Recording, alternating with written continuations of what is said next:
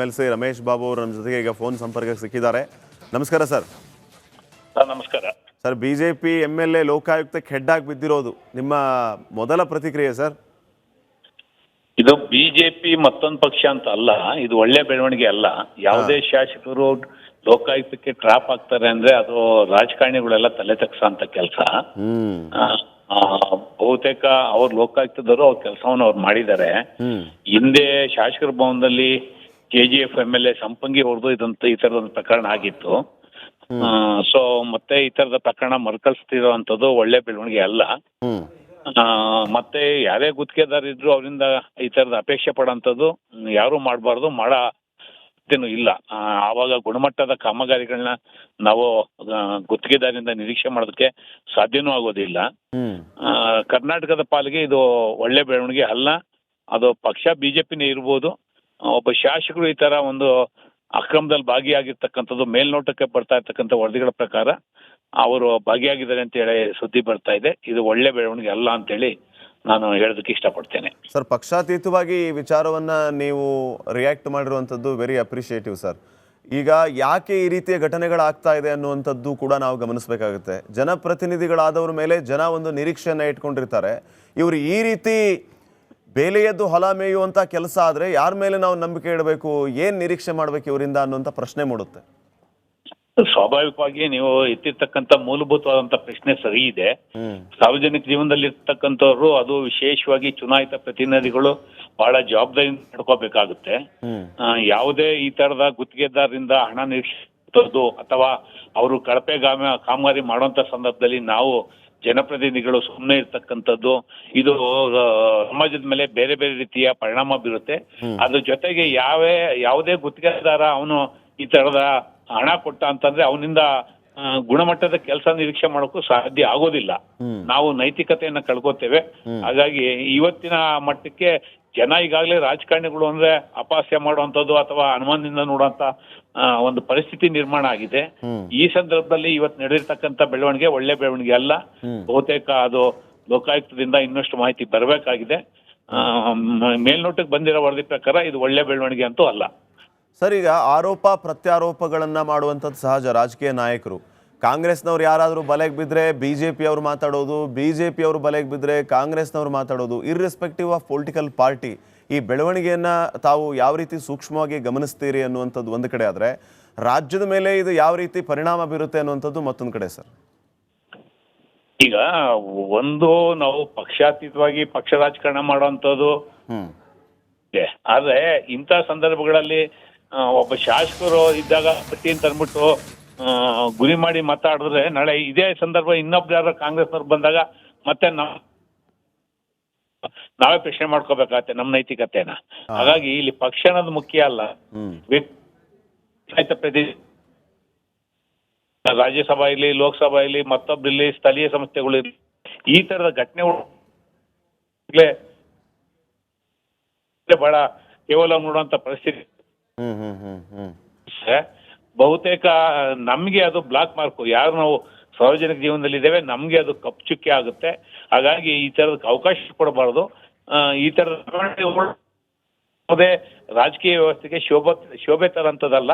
ನಾನು ಬಿಜೆಪಿ ಅಂತೇಳಿ entire BJP ಅವ್ರನ್ನ ಇದ್ರಲ್ಲಿ ಗುರಿ ಮಾಡೋಂಥದ್ದಾಗ್ಲಿ ಅಥವಾ ಇರೋ ಎಲ್ಲ ಬೇರೆಯವರೆಲ್ಲ ಸರಿ ಇದ್ದಾರೆ ಅಂತ ಆಗ್ಲಿ ನಾನು ಹೇಳೋದಕ್ಕೆ ಹೋಗೋದಿಲ್ಲ.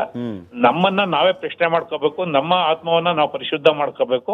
ಈ ತರದ ಘಟನೆಗಳು ಆಗ್ದಂಗೆ ನೋಡ್ಕೊಳ್ಳುವಂಥದ್ದು ಸಮಾಜದಲ್ಲಿ ಪ್ರತಿಯೊಂದು ರಾಜಕೀಯ ಪಕ್ಷದ ಪ್ರತಿಯೊಂದು ಚುನಾಯಿತ ಪ್ರತಿನಿಧಿಗಳ ಜವಾಬ್ದಾರಿ ಇದೆ. ಆ ನಿಟ್ಟಿನಲ್ಲಿ ನಾವೆಲ್ಲ ಜೊತೆಲಿ ಹೋಗ್ಬೇಕು. ಈ ತರದ ಘಟನೆಗಳನ್ನ ಖಂಡಿಸ್ಬೇಕು, ಮರುಕಳಿಸದಂತೆ ಎಚ್ಚರಿಕೆಯನ್ನು ತಗೋಬೇಕು ಅನ್ನೋದು ನಾನು ಹೇಳೋದಕ್ಕೆ ಇಷ್ಟಪಡ್ತೇನೆ. ಬಹಳ ಮೌಲ್ಯಯುತ ಪ್ರತಿಕ್ರಿಯೆ ನೀಡಿದ್ರಿ sir. Thank you very much. Ramesh Babu ಅವರು ನಮ್ಮ ಜೊತೆಗೆ ಮಾತಾಡ್ತಾ ಇದ್ರು, MLC ಅವರು. ಯಾವುದೇ ಪಾರ್ಟಿ ಆಗಲಿ ಜನಸಾಮಾನ್ಯರಲ್ಲಿ ಈ ರೀತಿಯ ಬೆಳವಣಿಗೆ ಆಗೋದ್ರಿಂದ ಇಡೀ ರಾಜಕಾರಣಿಗಳು ತಲೆ ತಗ್ಗಿಸುವಂತೆ MLC ರಮೇಶ್ ಬಾಬು ಅವರು ನಮ್ಮ ಜೊತೆಗೆ ಈಗ ಫೋನ್ ಸಂಪರ್ಕಕ್ಕೆ ಸಿಕ್ಕಿದ್ದಾರೆ. ನಮಸ್ಕಾರ ಸರ್. ನಮಸ್ಕಾರ ಸರ್, ಬಿಜೆಪಿ MLA ಲೋಕಾಯುಕ್ತಕ್ಕೆ ಹೆಡ್ ಆಗಿ ಬಿದ್ದಿರೋದು ನಿಮ್ಮ ಮೊದಲ ಪ್ರತಿಕ್ರಿಯೆ ಸರ್? ಇದು ಬಿಜೆಪಿ ಮತ್ತೊಂದು ಪಕ್ಷ ಅಂತ ಅಲ್ಲ, ಇದು ಒಳ್ಳೆ ಬೆಳವಣಿಗೆ ಅಲ್ಲ. ಯಾವುದೇ ಶಾಸಕರು ಲೋಕಾಯುಕ್ತಕ್ಕೆ ಟ್ರಾಪ್ ಆಗ್ತಾರೆ ಅಂದ್ರೆ ಅದು ರಾಜಕಾರಣಿಗಳೆಲ್ಲ ತಲೆ ತಗ್ಸಂತ ಕೆಲಸ. ಬಹುತೇಕ ಅವ್ರು ಲೋಕಾಯುಕ್ತದವರು ಅವ್ರ ಕೆಲಸವನ್ನು ಅವ್ರು ಮಾಡಿದ್ದಾರೆ. ಹಿಂದೆ ಶಾಸಕರ ಭವನದಲ್ಲಿ KGF MLA ಸಂಪಂಗಿ ಹೊಡೆದು ಈ ತರದ ಪ್ರಕರಣ ಆಗಿತ್ತು.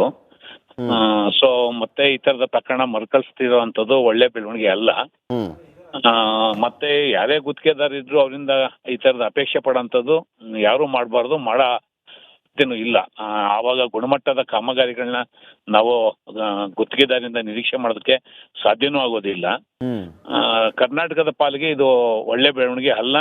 ಅದು ಪಕ್ಷ ಬಿಜೆಪಿನೇ ಇರ್ಬೋದು, ಒಬ್ಬ ಶಾಸಕರು ಈ ತರ ಒಂದು ಅಕ್ರಮದಲ್ಲಿ ಭಾಗಿಯಾಗಿರ್ತಕ್ಕಂಥದ್ದು ಮೇಲ್ನೋಟಕ್ಕೆ ಬರ್ತಾ ಇರ್ತಕ್ಕಂಥ ವರದಿಗಳ ಪ್ರಕಾರ ಅವರು ಭಾಗಿಯಾಗಿದ್ದಾರೆ ಅಂತ ಹೇಳಿ ಸುದ್ದಿ ಬರ್ತಾ ಇದೆ. ಇದು ಒಳ್ಳೆ ಬೆಳವಣಿಗೆ ಅಲ್ಲ ಅಂತೇಳಿ ನಾನು ಹೇಳೋದಕ್ಕೆ ಇಷ್ಟಪಡ್ತೇನೆ. ಸರ್, ಪಕ್ಷಾತೀತವಾಗಿ ಈ ವಿಚಾರವನ್ನ ನೀವು ರಿಯಾಕ್ಟ್ ಮಾಡಿರುವಂಥದ್ದು ವೆರಿ ಅಪ್ರಿಷಿಯೇಟಿವ್ ಸರ್. ಈಗ ಯಾಕೆ ಈ ರೀತಿಯ ಘಟನೆಗಳಾಗ್ತಾ ಇದೆ ಅನ್ನುವಂಥದ್ದು ಕೂಡ ನಾವು ಗಮನಿಸಬೇಕಾಗುತ್ತೆ. ಜನಪ್ರತಿನಿಧಿಗಳಾದವ್ರ ಮೇಲೆ ಜನ ಒಂದು ನಿರೀಕ್ಷೆಯನ್ನು ಇಟ್ಕೊಂಡಿರ್ತಾರೆ.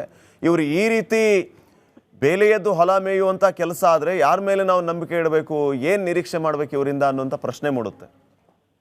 ಸ್ವಾಭಾವಿಕವಾಗಿ ನೀವು ಎತ್ತಿರ್ತಕ್ಕಂಥ ಮೂಲಭೂತವಾದಂತ ಪ್ರಶ್ನೆ ಸರಿ ಇದೆ. ಸಾರ್ವಜನಿಕ ಜೀವನದಲ್ಲಿ ಇರ್ತಕ್ಕಂಥವ್ರು, ಅದು ವಿಶೇಷವಾಗಿ ಚುನಾಯಿತ ಪ್ರತಿನಿಧಿಗಳು ಬಹಳ ಜವಾಬ್ದಾರಿ ನಡ್ಕೋಬೇಕಾಗುತ್ತೆ. ಯಾವುದೇ ಈ ತರದ ಗುತ್ತಿಗೆದಾರರಿಂದ ಹಣ ನಿರೀಕ್ಷಿಸೋದು ಅಥವಾ ಅವರು ಕಳಪೆ ಕಾಮಗಾರಿ ಮಾಡುವಂತ ಸಂದರ್ಭದಲ್ಲಿ ನಾವು ಜನಪ್ರತಿನಿಧಿಗಳು ಸುಮ್ಮನೆ ಇರ್ತಕ್ಕಂಥದ್ದು, ಇದು ಸಮಾಜದ ಮೇಲೆ ಬೇರೆ ಬೇರೆ ರೀತಿಯ ಪರಿಣಾಮ ಬೀರುತ್ತೆ. ಅದ್ರ ಜೊತೆಗೆ ಯಾವುದೇ ಗುತ್ತಿಗೆದಾರ ಅವನು ಈ ತರದ ಹಣ ಕೊಟ್ಟ ಅಂತಂದ್ರೆ ಅವನಿಂದ ಗುಣಮಟ್ಟದ ಕೆಲಸ ನಿರೀಕ್ಷೆ ಮಾಡೋಕ್ಕೂ ಸಾಧ್ಯ ಆಗೋದಿಲ್ಲ. ನಾವು ನೈತಿಕತೆಯನ್ನ ಕಳ್ಕೊತೇವೆ. ಹಾಗಾಗಿ ಇವತ್ತಿನ ಮಟ್ಟಕ್ಕೆ ಜನ ಈಗಾಗಲೇ ರಾಜಕಾರಣಿಗಳು ಅಂದ್ರೆ ಅಪಹಾಸ್ಯ ಮಾಡುವಂಥದ್ದು ಅಥವಾ ಅನುಮಾನದಿಂದ ನೋಡುವಂತ ಒಂದು ಪರಿಸ್ಥಿತಿ ನಿರ್ಮಾಣ ಆಗಿದೆ. ಈ ಸಂದರ್ಭದಲ್ಲಿ ಇವತ್ತು ನಡೆದಿರ್ತಕ್ಕಂಥ ಬೆಳವಣಿಗೆ ಒಳ್ಳೆ ಬೆಳವಣಿಗೆ ಅಲ್ಲ. ಬಹುತೇಕ ಅದು ಲೋಕಾಯುಕ್ತದಿಂದ ಇನ್ನಷ್ಟು ಮಾಹಿತಿ ಬರಬೇಕಾಗಿದೆ. ಮೇಲ್ನೋಟಕ್ಕೆ ಬಂದಿರೋ ವರದಿ ಪ್ರಕಾರ ಇದು ಒಳ್ಳೆ ಬೆಳವಣಿಗೆ ಅಂತೂ ಅಲ್ಲ. ಸರ್, ಈಗ ಆರೋಪ ಪ್ರತ್ಯಾರೋಪಗಳನ್ನು ಮಾಡುವಂಥದ್ದು ಸಹಜ. ರಾಜಕೀಯ ನಾಯಕರು, ಕಾಂಗ್ರೆಸ್ನವ್ರು ಯಾರಾದರೂ ಬಲೆಗೆ ಬಿದ್ದರೆ BJP ಅವರು ಮಾತಾಡೋದು, BJP ಅವರು ಬಲೆಗೆ ಬಿದ್ದರೆ ಕಾಂಗ್ರೆಸ್ನವ್ರು ಮಾತಾಡೋದು, ಇರ್ರೆಸ್ಪೆಕ್ಟಿವ್ ಆಫ್ ಪೊಲಿಟಿಕಲ್ ಪಾರ್ಟಿ. ಈ ಬೆಳವಣಿಗೆಯನ್ನು ತಾವು ಯಾವ ರೀತಿ ಸೂಕ್ಷ್ಮವಾಗಿ ಗಮನಿಸ್ತೀರಿ ಅನ್ನುವಂಥದ್ದು ಒಂದು ಕಡೆ ಆದರೆ, ರಾಜ್ಯದ ಮೇಲೆ ಇದು ಯಾವ ರೀತಿ ಪರಿಣಾಮ ಬೀರುತ್ತೆ ಅನ್ನುವಂಥದ್ದು ಮತ್ತೊಂದು ಕಡೆ ಸರ್.